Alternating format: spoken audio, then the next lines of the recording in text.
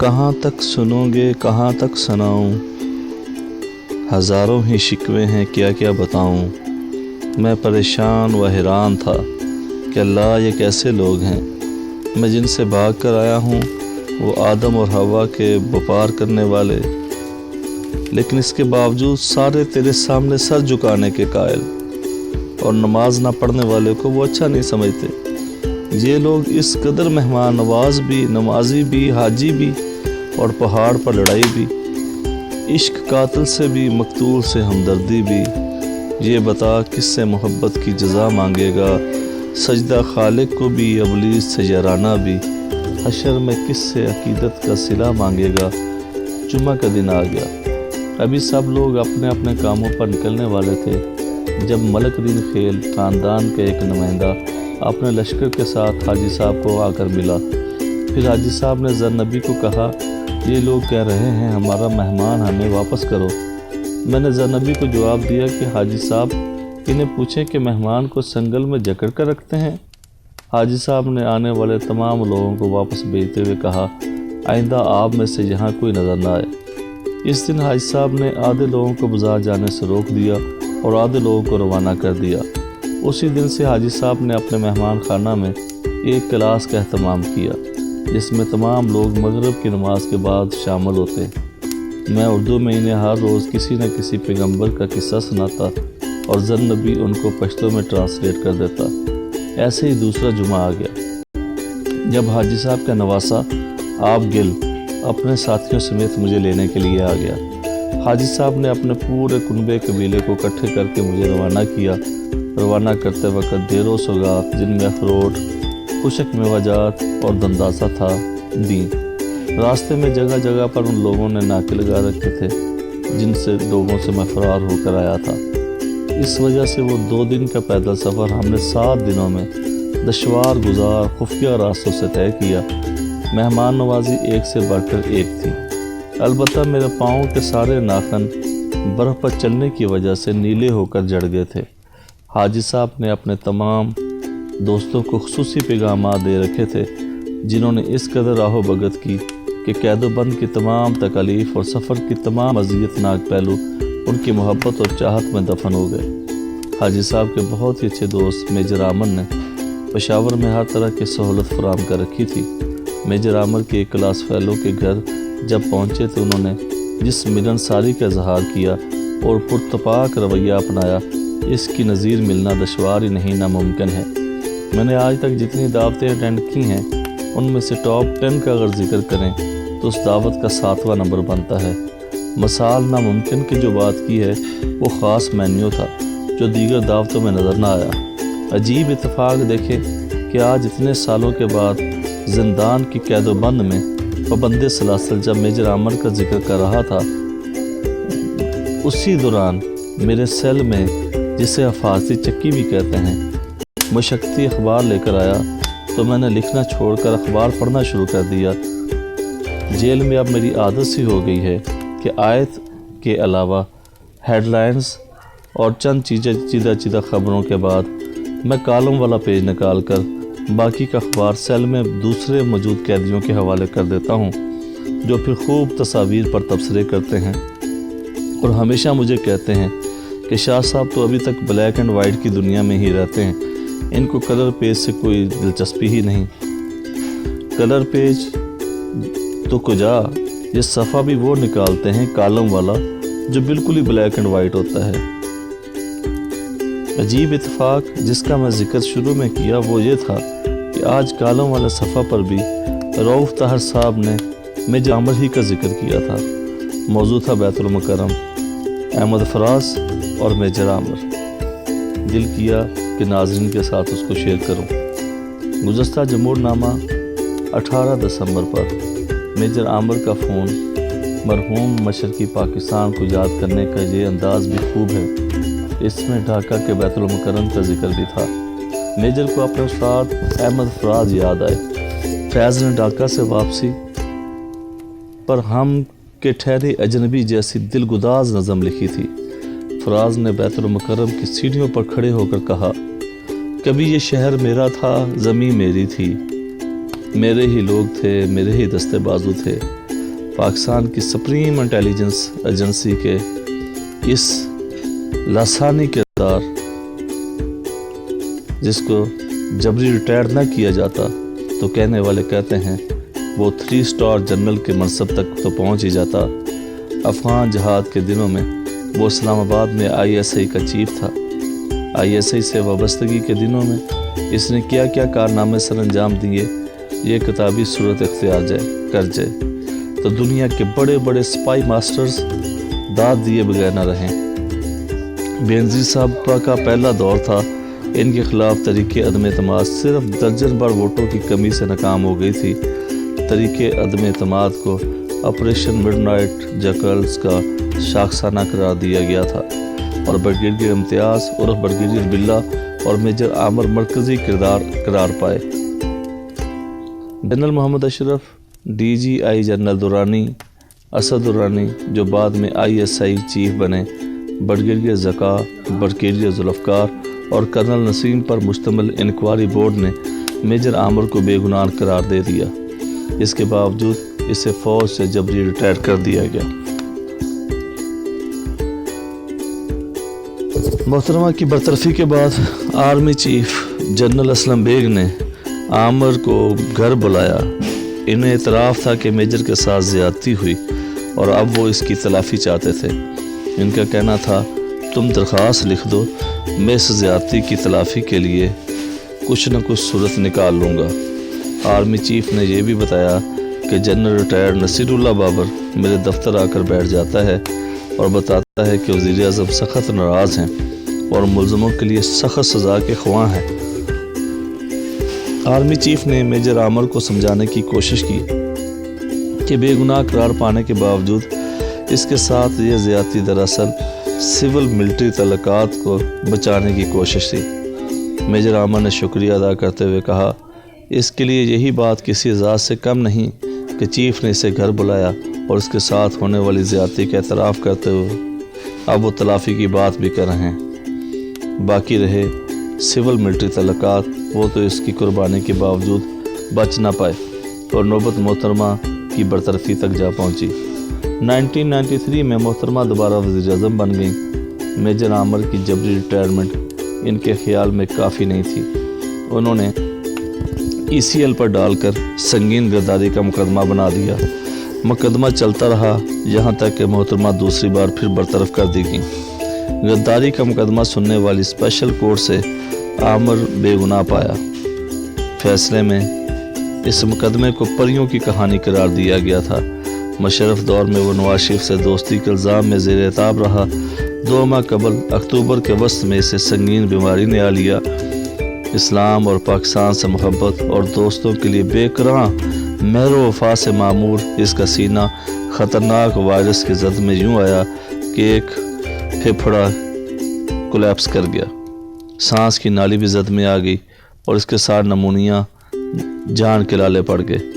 20 دن ہسپتال میں گزار کر وہ گھر آ گیا، اس پابندی کے ساتھ کہ وہ کمرے سے باہر نہیں نکلے گا۔ دسمبر آ گیا تو اسے دھوپ میں بیٹھنے کی اجازت مل گئی۔ اتوار کی دوپہر لاہور میں دھوپ مزیدار تھی۔ میجر عامر کی کال کے ساتھ میں گھر کے سامنے پارک میں آ بیٹھا۔ ذرا سی دیر دسمبر کی دھوپ میں بیٹھیں، یہ فرصتیں شاید نہ اگلے سال ملیں۔ میجر عامر نے بیت المکرم کی سیڑھیوں پر کہے گئے احمد فراز کے اشعار سنائے اور پھر یہ ذکر طویل ہوتا گیا۔ فراز اسلامیہ کالج پشاور میں اس کے استاد رہے تھے۔ دونوں میں شفقت، محبت اور ادب و احترام کا گہرا رشتہ تھا۔ محسن احسان، خاطر غزنوی اور فراز یک جان سے کالب والا معاملہ تھا۔ میجر عامر بھی ان محفلوں سے فیضیاب ہوتا، جو زیادہ تو خاطر غزنوی کے گھر میں ہوتی۔ عامر کا کہنا تھا فراز عشق اور محبت کا شاعر بھی تھا۔ کیسی کیسی غزلیں اور نظمیں بھی اس نے کہیں، لیکن اس کی شخصیت اور شاعری کے جس پہلو کی طرف توجہ نہیں دی گئی وہ اس کی پاکستانیت تھی۔ وہ سچا اور پکا پاکستانی تھا۔ پاکستان کو مخاطب کر کے ایک موقع پر اس نے کہا وہ بھی شاعر تھا کہ جس نے تجھے تخلیق کیا، میں بھی شاعر ہوں تو خون دے کے سنواروں گا تجھے۔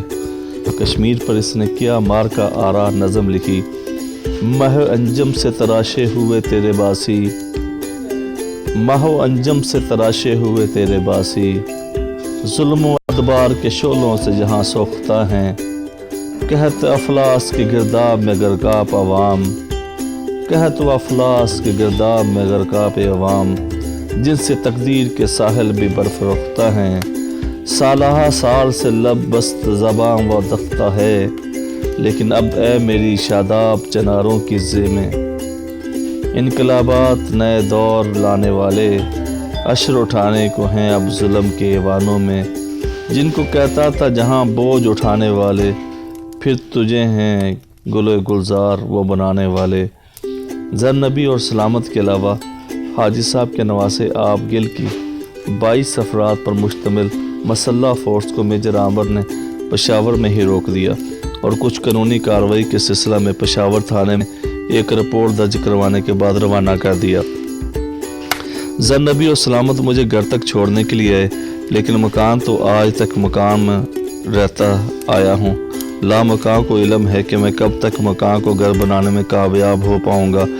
میں تو مکان کو گھر بناتے بناتے زندان میں پہنچ گیا ہوں۔ زر نبی، سلامت اور میں جب لاہور اسٹیشن پر پہنچے تو سلامت جو پہلی دفعہ ٹرین کا سفر کر رہا تھا کہنے لگا، ملیشیا والے لوگوں نے سرمئی کپڑوں کے بجائے سرخ کپڑے پہن رکھے ہیں۔ ہم نے کچھ خاص توجہ اس بات پر نہ دی۔ تھوڑی دیر کے بعد پھر بولا، لاہور کی ملیشیا والے تو بہت اچھے ہیں، لوگوں کا سامان اٹھا کر لیے جا رہے ہیں اور لوگ خالی ہاتھ ساتھ ساتھ ٹہلتے جا رہے ہیں۔ میری ہنسی نکل گئی کہ سلامت کلیوں کو ملیشیا فورس خاصا دار سمجھ رہا تھا۔ کلی کے متعلق بابا یحییٰ خان کا ایک بہت ہی پیارا اقتباس یاد آیا، سیاہ اجرک سرخ کا کرتا، دوسروں کا بوجھ اٹھانے والا، پل سرات سے یوں گزر جائے گا جیسے کلی بوجھ سمیت بھیڑ بھاڑ میں گیٹ سے آسانی سے گزر جاتا ہے۔ اس کے لیے راستہ چھوڑ دیا جاتا ہے اور کوئی پوچھ گچھ بھی نہیں ہوتی۔ زر نبی اور سلامت کو بھاری رقم دینے کی کوشش کی گئی، لیکن انہوں نے صاف انکار کر دیا۔ آخرکار چند کپڑوں کے جوڑے، جس میں حاجی صاحب اور آپ گل سمیت ان تمام لوگوں کے کپڑے بھی موجود تھے جو میری رہائی کے قافلے کا حصہ بنے، دیے گئے، جو انہوں نے خوشی سے قبول کر لیے۔ پہلی دفعہ جیل سے رہائی کے وقت جنرل حمید گل شیر پاکستان اور میجر عامر جیل سے لینے کے لیے آئے، اور دوسری دفعہ میزبان رہائی کے بعد بنے تو میجر عامر۔ تیسری بار جس اعلیٰ ظرف کے مالک انسان کی میزبانی نصیب ہوئی وہ ڈاکٹر عامر عزیز۔ اب تو وارث بھی فہد بن گیا ہے۔ پچھلے دنوں جب سپریم کورٹ میں پٹیشن دائر کرنے کی ضرورت محسوس ہوئی تو ساتھ ایک پرفارما بھی تھا جس میں لکھا تھا کہ زندان میں قید پابند سراسر اسیر کے وارث کا نام، NIC نمبر اور موبائل نمبر لکھیں۔ خوش قسمتی دیکھیں میری کہ مجھے وارث ملا بھی تو وہاں جہاں وہ رسا بھی ساتھ چھوڑ دیتے ہیں، اور کتنی اسیر لاوارسی کاٹ رہے ہیں میرے آس پاس۔ میرا فہد، میرے فہد اور ان سب کا وارث اللہ ہے۔ اللہ وارث شاہ نے بھی کہا ہے، وارث شاہ نہ مان کر وارثاں دا، وارث شاہ نہ کر مان وارثاں دا، رب بے وارث کر کے مار دئی۔ میں زندہ و سلامت پہنچ گیا تھا۔ چند ہفتوں کے بعد تبلیغی اجتماع آ گیا۔ حاجی صاحب اپنے علاقے سے ایک جماعت کے ساتھ تشریف لائے تھے۔ میں نے حت الوسع ان کی مہمان نوازی کی۔ میں کہاں حق ادا کر سکتا تھا ان کی بے لوث محبت اور چاہت کا، البتہ میں نے ایک خط ضرور تحریر کیا عفان کے نام، جس کو علامہ اقبال کی نظم ابلیس کے مزد سے شعراء کے چند اشعار سے شروع کرنے کا اتفاق ہوا۔ ابن مریم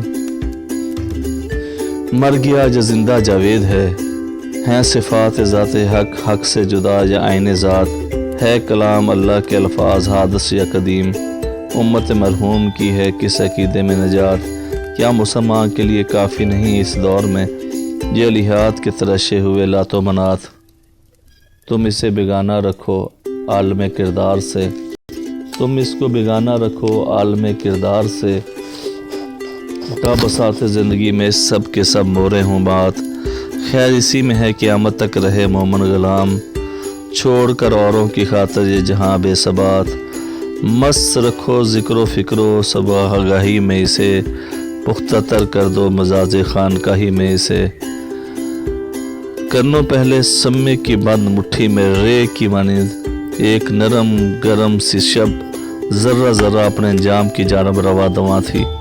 نیم ملگجے سے ماحول میں ہر چیز غیر واضح سی، تاہم نزدیک و دور تک دکھائی بھی دیتی تھی۔ مشرق سے مغرب، شمال سے جنوب تک ایک فراخ اور فراز میدان، جو کچھ بھی تو نہیں سمجھ آ سکتا تھا یہ میدان کارزار ہے یا میدان حشر۔ چیونٹیوں کے قافلے کی مانند ننگ درنگ خستہ حال انسانوں کی رینگتی ہوئی قطار در قطاریں، ان کی گردنوں میں سیاہ کاٹ کے توق اور فگار پاؤں میں تنگ بیڑیاں، اد بجھے ہوئے انگاروں کی مانند راکھ سی آنکھیں، بے شناخت خد و خال کے بوجھوں، لٹکے ہوئے بارش چہرے، لاغروب حال تن و توش اور دریدہ پرہن کہ جن پہ غازہ غبار نے شب غریبہ کا رنگ چڑھایا ہوا تھا۔ لگتا تھا کہیں مار کا پڑا ہے اور لاکھوں شکست خوردہ جنگجو قیدیوں کو عقوبت خانوں کی صحبتوں کی سمت ہانکے جا رہا ہے، یا پھر یہ میدان حشر ہے یہاں بدبخت گنہگاروں کو سوئے جہنم دھکیلا جا رہا ہے۔ لکھوں ہا لکھ انسان اس پنڈال میں، ایک جاں غسل روح لرزیدہ پرسرار سی خاموشی نے ابھی ایک ستم بھرایا۔ خاموشی جو ایک حد سے زیادہ سکڑے یا بے حد پھیل جائے تو ایک ایسے عذاب پہم کا روپ دھار لیتی ہے کہ انسان خود کو بھوت تصور کرنے پر مجبور ہو جاتا ہے۔ جہاں ایسی صورت ہو کہ ایک کے بجائے لاکھوں افراد ہوں، وہاں خاموشی تو سور اسرافیل بن کر آہنگ دینے لگتی ہے۔ اور اگر یہ قیدی جنگی قیدی یا گنہگار جہنمی بھی نہیں تھے تو پھر یہ زر خرید تاوان والے یہ بردے غلام ہوں گے جنہیں استحصال بالجبر طبقاتی نسلی یا مذہبی گناہوں کی پاداش میں پابند سلاسل کر کے کسی مصر، نینوا یا ایتھنز کے بازاروں میں بولی بڑھانے کے لیے لے جایا جا رہا تھا۔ ایسے کہ حلق زنجیر کی چچڑاہٹ، کٹکٹاہٹ یا کسی انسان کی آہو کرا کی بھی سنائی نہیں دیتی تھی۔ اوپر آسمان بھی کسی بانج بیوہ کی مانند ماز جسم و جان ہی رکھتا تھا۔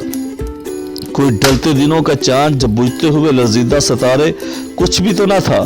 جیسے انہیں یہ ادراک ہو گیا کہ اگر انہوں نے ان بے نواؤں کے حال زار پہ ٹھنڈی سانس بھی بھری تو ان کے ملتے، ان کے جلتے سلگتے زخموں پہ باد آتش کی پھٹکار پڑ جائے گی۔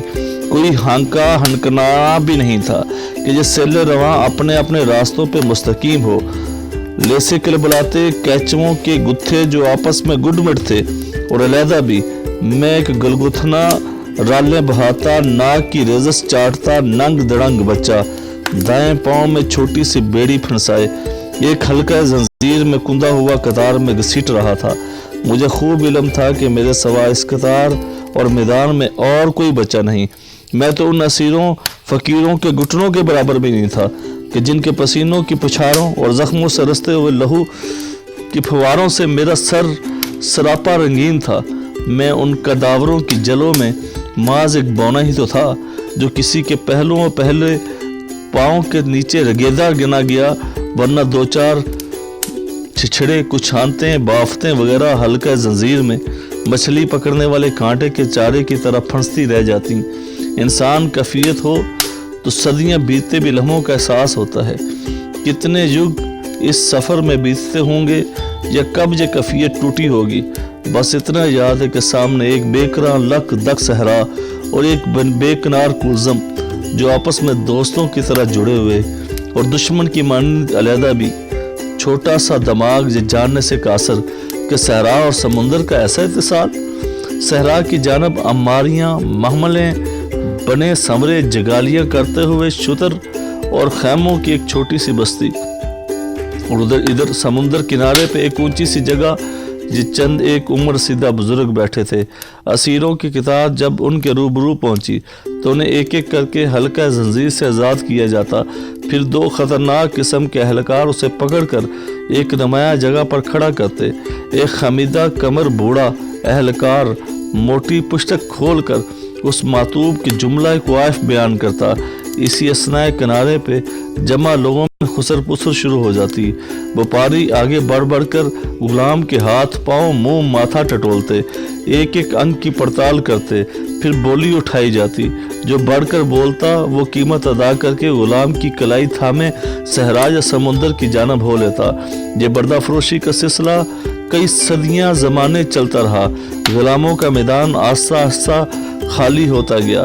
صحرا اور سمندر کے خیموں کشتیوں کے پیٹ بھرتے گئے۔ اب میدان میں بہت کم غلام رہ گئے تھے۔ ان میں بھی زیادہ تر کمزور اور جسمانی نکاس والے لوگ تھے، جو شاید مریل بے دم سا بچہ ہونے کی بنا پر بیچنے اور خریدنے والوں کی توجہ حاصل نہ کر سکے تھے۔ اس کے باوجود مجھے اپنا انجام دکھائی دے رہا تھا کہ دیر بدیر مجھے بھی نیلامی پر چڑھنا تھا۔ میں سوچ رہا تھا صحرا بہتر رہے گا یا سمندر۔ سمندر سے مجھے صحرا اچھا لگا۔ بندہ کم از کم ڈوبنے سے تو بچا رہتا ہے۔ میرا چپا سا ماتھا تریلی سے تر تھا، کیونکہ اب میں آخری بردہ رہ گیا تھا، آخری برادر تھا جو نیلام گھاٹ پہ بامشکل کھڑا تھا، سہما سہما رونی سی شکل بنائے ہوئے۔ دیکھیں سرابوں میں سر دیتے ہیں، کہیں غرق دریا ہوتے ہیں۔ میں گمسم سا کھڑا تھا، دل و دماغ سن کیے ہوئے، جو ہو سو ہو، آنکھیں موند لیں کہ دیکھوں سنوں یہ سر کھپاؤں۔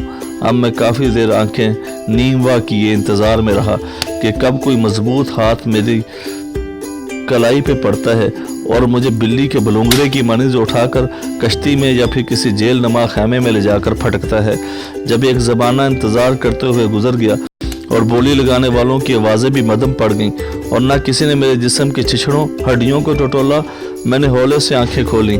جہاں تو منظر ہی بدلا ہوا تھا، خریداروں کی بھیڑ چھٹ چکی تھی، ہر کوئی اپنے اپنے بردے بکرے ہانک رہا تھا۔ اب نیلام گھاٹ کے سامنے صرف چند ایک ہی لوگ تھے، جو شکل و صورت وضع قطع سے کسی طور بھی سوداگر دکھائی نہیں دے رہے تھے۔ ان کے درمیان ایک بھاری بر کم سا جسم والا شخص نمایاں تھا، لمبا چوگا، کھلی آستینیں، ریش ریشہ سے صاف چہرہ مورا، ذہانت اور فطانت کی مظہر بلوری آنکھیں، فراغ ماتھے پہ اقبال مندی کا پرتو۔ یہ شخص کسی ریاست کا دیوان دکھائی دیتا تھا۔ اس کے متجسسانہ کچھ کھوجتی ہوئی آنکھیں مسلسل مجھ پر جمی ہوئی تھیں۔ میری بےچارگی دیکھ کر شاید وہ سوچ رہا تھا کہ اس بے قدر قیمت بچے کو اب کوڑے کے ڈھیر پہ پھینک دیا جائے گا۔ نیلام گھاٹ کے گاہک بزرگوں نے کچھ دیر کسی گاہک مشتری کا انتظار کیا، دائیں بائیں دیکھا، پھر سامنے کھڑے ان لوگوں کو جانچا۔ اب اپنے دونوں ہاکڑوں کو اشارہ کر کے کہا کہ اس کو بلائیں اور کچھ کہا، آواز لگاؤ، ہے کوئی صحت مند خوبصورت کارآمد بردے کا خریدار؟ نیلامی کا آخری ہیرا کوڑیوں کے مول اور پائے جو اپنے بخت جگائے، مگر وہاں کون عقل اور غصے کا ڈھیلا تھا جو مجھے ایسے بیکار اور یہ مال اپنی رال پہ ٹپکاتا۔ بزرگوں نے صورتحال دیکھتے ہوئے اپنی دکانداری سمیٹنے کی ٹھانی۔ تب وہ سامنے کھڑا مرد خوش جمال خوش خصال دو قدم آگے بڑھتے ہوئے تہظیم بجا لایا۔ چند بھاری سے لمحے جب خاموشی کی تہ میں بیٹھ گئے تو خشمگی سی نگاہوں سے تولتے ہوئے ایک بزرگ گویا ہوئے، کیا تم اس بردے نام پہ کچھ مال رکھ سکتے ہو؟ وہ رجل خوش ادا، واقف تسلیم و رضا، بانداز ادب و احترام ملتسم ہوا، زی جا قدر مجھ بے مایا کی کیا مجال، جس درے بے مثال پہ دینار و درہم جیسا حقیر مار رکھ سکے۔ واد قدم آگے بڑھتے ہوئے مزید گویا ہوا، میں تو اس کے چہرے کے چہل چراغ کے ملازہ سے ششدر رہ گیا ہوں۔ اس کے بشرے کی چکا چوند نے میری آنکھیں خیرہ کر دی ہیں۔ ایک ٹھنڈی آہ بھرتے ہوئے اس نے بات جاری رکھی، باخدا میں اس کا قدردان ہوں، اس کو پہچانتا ہوں۔ اس یک دانہ بے آب کے لیے میرے ہاں تب و تاب ہے، اے کاش میں اس کے اصول کے لیے کچھ کر سکتا۔ اس کی دل پدیز گفتگو اس بظاہر بیکار بردے سے دلچسپی تو ضعیف بزرگ بے حد متاثر ہوئے۔ چند ثانیے خاموشی کے بعد بولے، بڑے انسان، میں تمہاری گفتگو کی دل آویزی سے معزوز ہوا ہوں۔ یقیناً تم کوئی اعلیٰ پائے کے صاحب سخن ادب ہو، مگر میں نے تمہیں یہاں پہلے کبھی نہیں دیکھا۔ تم کہاں کے رہنے والے ہو اور کس قوم قبیلے سے تمہارا تعلق ہے؟ وہ صاحب فضل و فطانت کے ایک بار پھر تہظیم بجا لاتے ہوئے کہنے لگا، بزرگارم، آپ نے ذرے کو آفتاب بنا دیا۔ میں تو بھلے منہ آپ کا شکریہ ادا کرنے کے بھی اہل نہیں۔ میرا خمیر اسی سرزمین سے اٹھا ہے اور میں انسانیت کے اسی قبیلے سے ہوں۔ قدرت نے مجھے شیریں مکالی اور خیال و تفکر کی خوشحالی عطا کی ہے۔ میں دلگداز اور سوچ بلند پرواز ہے، میرا نطق امانت اور میرا چلن شرافت ہے، میں داستگاں ہوں، داستان گو ہوں، قصہ کہانیوں کی اوٹ میں حقیقتیں آشکار کرتا ہوں، معجور دلوں کے لیے شگفتگی، تھکے اعصاب و اذہان کے لیے آسودگی، لاچاروں مجبوروں کے لیے آسانیاں فراہم کرنا میرا ایمان اور میرا کام ہے۔ بزرگ نے معزوز ہوتے ہوئے پوچھا، چے خوب، میں محسوس کرتا ہوں کہ تم اس بردے میں دلچسپی لے رہے ہو، کیا تم اس کے لیے دینار و درہم میں سے کوئی نام رکھ سکتے ہو؟ آپ کی اجازت سے عرض کروں کہ دینار اور درہم کی عوض اسے حاصل کرنا میرے بس سے باہر ہے، لیکن میں اس معصوم اور مغموم انسان کے لیے اپنے دل میں بے پناہ درد محسوس کرتا ہوں۔ اگر آپ کے کاروبار میں کسی طور انسانی ہمدردی کی کوئی گنجائش ہو تو فروخت شدہ لاکھوں غلاموں کے صدقے میں اس میس چشم غلام نما بچے کو مجھے بخش دیں، اس کے لیے میں احسان مند رہوں گا اور آپ کے اقبال کی مزید بلندی کے لیے دعا گو بھی۔ بزرگ مسکرائے اور اپنے ساتھیوں سے مشورے کے بعد کہنے لگے، تمہاری سحر انگیز گفتگو اور پر مزید بلندی کے لیے دعا گو بھی ہیں، اور کرینہ حسن طلب کا تقاضا یہی ہے کہ اس آخری اور سب سے کم عمر غلام کو تمہیں بخش دیا جائے۔ ہمیں یقین ہے کہ تم اس سے ایک اچھے آقا ثابت ہوگے۔ پھر وہ میری جانب مخاطب ہوئے، اور تم اطاعت گزار غلام۔ تشکر اور ممنونیت کے اظہار میں وہ مرد سخن اور سلامت چند قدم آگے بڑھ کر اپنے دونوں ہاتھ سینے پہ دھرے خاموش کھڑا ہو گیا۔ تھوڑی ہی دیر بعد ان بزرگوں نے میرے ایک ہاتھ بخشش کا پروانہ اور دوسرے ہاتھ میں سیاہ چمڑے کا ایک پوٹلا تھما کر میرا کمزور سا بازو اس کے مضبوط ہاتھ میں دے کر حکم دیا، یہاں سے رخصت لینے کے لیے بیشتر اس پروانے کے مدرجات کو پڑھنا اور توثیق کے لیے اس بات میں سر تسلیم خم کرنا تمہارے حق میں بہتر ثابت ہوں گے۔ میں نے مومی اشتر کا پروانہ کھولا، سرنامہ جلی لکھا ہوا تھا، آئین غلامی۔ میں پوری آنکھیں کھولے زیر لب پڑھنے لگا۔ ادھر حکم کیا ہوا، پڑھ سکتے ہو تو بآواز بلند پڑھو۔ میں آسانی اور روانی سے پڑھنے لگا۔ آقا کے صرف ایک ہی معنی ہے، وہ مالک ہے، اس کے بعد پھر کوئی کلام نہیں، اور غلام کے باس ہاں باس تسلیم، کہیں پہ بھی انکار نہیں۔ غلام ماز دل ہوتا ہے، دماغ نہیں، اور دل میں صرف جی بسم اللہ اور کچھ نہیں۔ ابھی میں پڑھ ہی رہا تھا کہ بزرگ نے ہاتھ کے اشارے سے مجھے روک دیا۔ پوچھنے لگے، تم نے اتنی چھوٹی سی عمر میں ایسا ادک لکھا ہوا پڑھنا کہاں سے سیکھا؟ میں کسی مکتب اور مدرسہ کا نہیں گیا۔ میرا جواب تھا، میرے سامنے حروف الفاظ خود بخود ہی نطق پکڑ لیتے ہیں، جبکہ قلم اور کرتاس پہ آپ ہی رواں ہو جاتا ہے۔ اب بزرگ میرے آقا کی جانب پلٹے اور کمال وار فردگی اور اشرفتی سے کہا، تم نے اس بردے کے بارے میں درست ہی کہا تھا، لے جاؤ اسے، تم ہی اس خاک جبیں کو ایک نادر نگیں بنا سکتے ہو۔ میرے وہ خواب جن کی تعبیر مجھے آج تک نہیں مل سکی، ان کا سب کا ذکر عن قریب آنے والی کتاب منتظر میں کروں گا، لیکن یہ خواب میں نے ہو بہو لکھ دیا ہے۔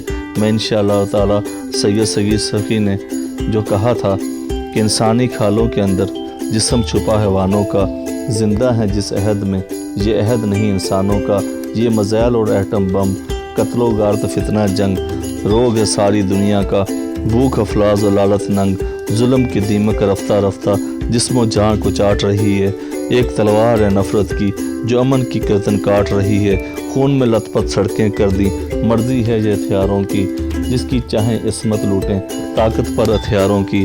آج کسی کے گھر میں ہے ماتم، کل اپنا نمبر آئے گا، گلیوں میں گھر سر جائیں گے، کون ہمیں دفنائے گا؟